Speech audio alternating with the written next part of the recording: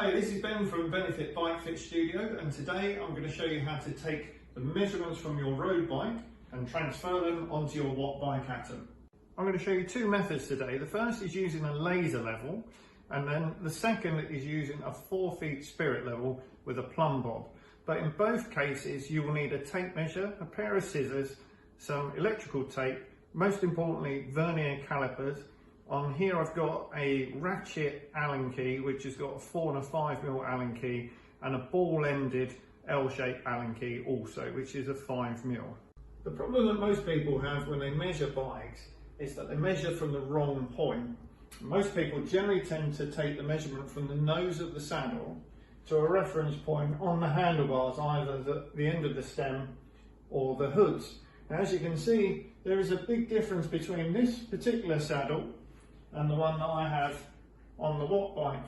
So we need a reference point that is going to be exactly the same. And the way that we do that is by taking our vernier calipers and measuring 80mm or 8 centimetres.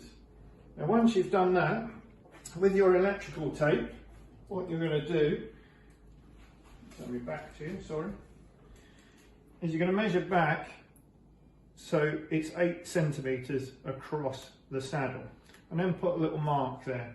So what I've done here is that I've, with my electrical tape, made a little arrow, so I know that the longest part here is 8 centimetres across the width of the saddle. So this gives me an indication as to where you sit, or where an individual sits on the saddle.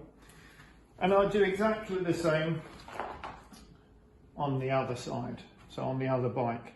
So this is our reference point as to where we are going to take measurements from on both bikes.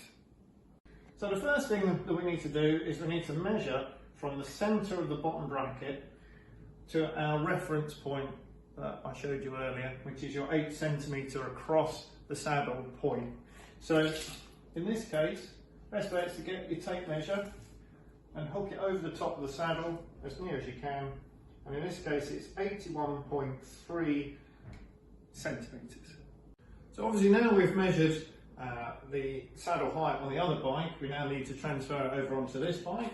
So 81.3, so we're a little bit short here. Let's just put this up a bit.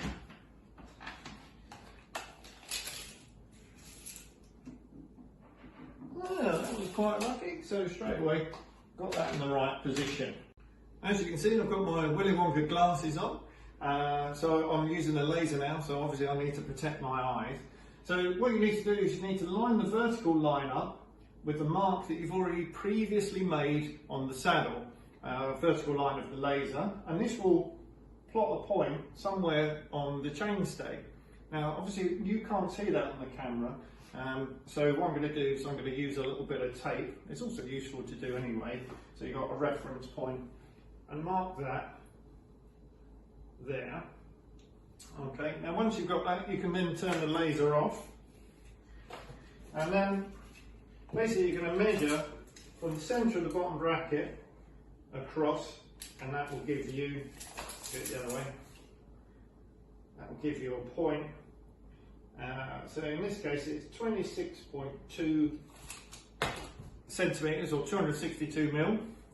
The alternative way that you can do it is that you can simply drop a plumb bob from that mark again, and as you can see it pretty much exactly touches, if I get it in the right place, where that piece of tape is. So once you've marked that with a piece of tape with a plumb bob, you've then got your saddle set back.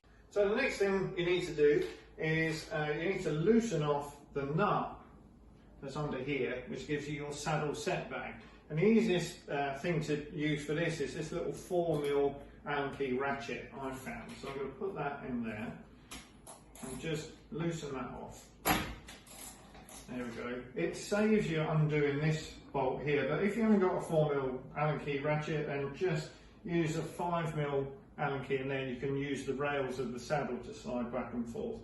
So now you've got that in position and the saddle's able to move, then the next step is to align the laser again with the mark on the saddle, and then what you're going to do is you're then going to measure the fore and the aft, so that's where the laser is, and luckily enough I'm actually in position already, so, but if not, you can move this either forwards or backwards, realigning the laser each time.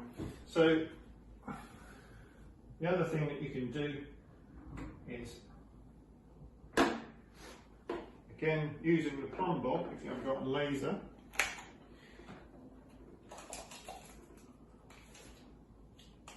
you do need about 6 pairs of hands for this, and then this will give you your reference point again, and that gives you your saddle setback. So in this case you need to come a smidge further forward, as I've just moved, so that's about right. Now once that's done, you then need to tighten this up. So I'll take my plumb bob out of the way.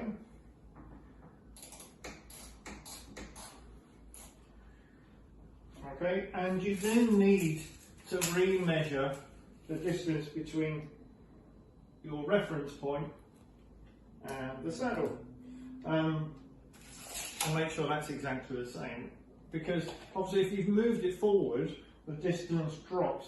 If you moved it back, the distance increases. So you need to make sure that's all the same. If you happen to move it forward, obviously as you move the seat up, you've then got to move it forwards again. So, didn't explain that very well. But basically, if you need to move the seat forward, the distance gets shorter between these 2 points. So you need to constantly check whether the saddle setback is right in relation to how high the saddle is. Right, so we've now established the fore and the aft and the height of the saddle. So the next thing we need to do is have a look at the handlebar height in relation to the saddle.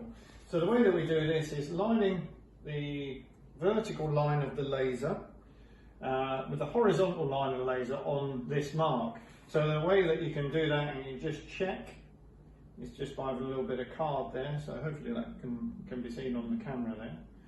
So once you've got that, this part here will be the lowest part of the saddle.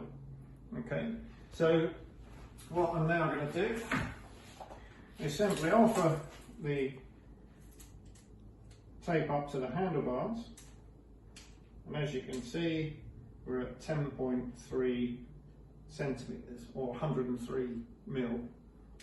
So that means that the handlebars are 103 mil lower than your reference point on the saddle. Okay, so that's what you're going to do next, and transfer those measurements over. So I'm going to do that now.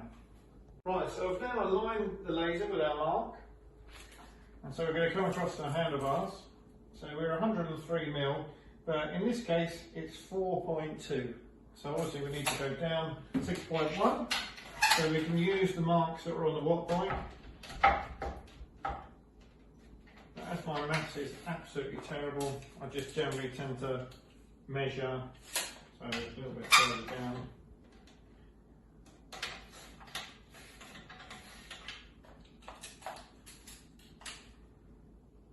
There we go, so 10.3. Now obviously again, if you don't have a laser, you can do exactly the same but with the spirit level.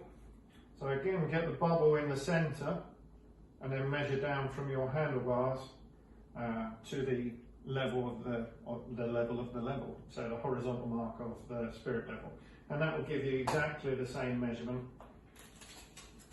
But obviously you need about another 6 pair of hands there. There you go. Okay, so that's the analog version. So we've now established the height of the saddle in relation to the handlebars.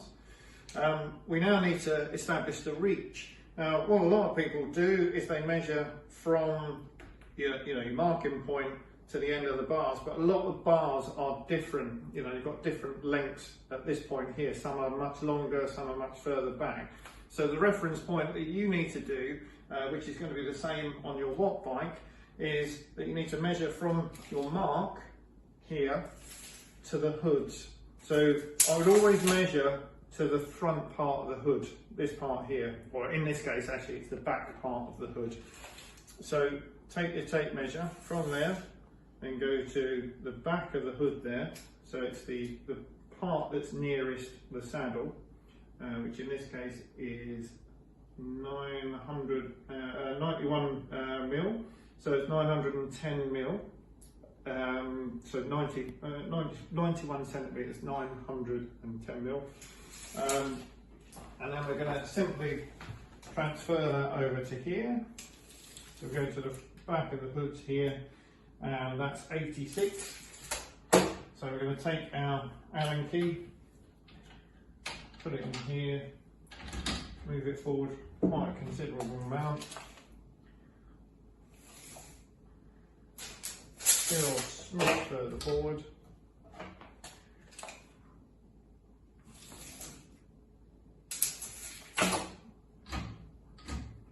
So we're almost on the limit now. That's it, that's lovely. So then just simply do this up,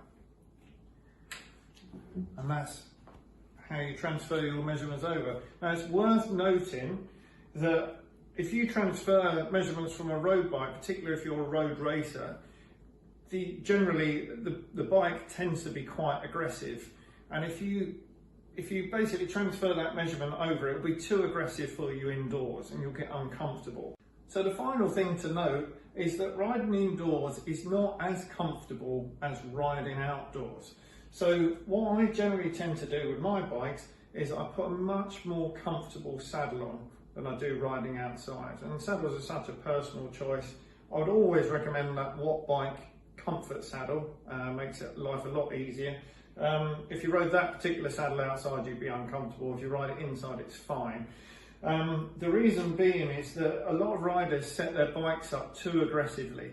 So what you really should do is just go a little bit shorter and a little bit higher at the front if you're replicating your bike indoors. Now if you want to replicate, absolutely, the video that I've just shown you is how to do it. But I would always suggest that you actually move up and back, because it takes a little bit of pressure off.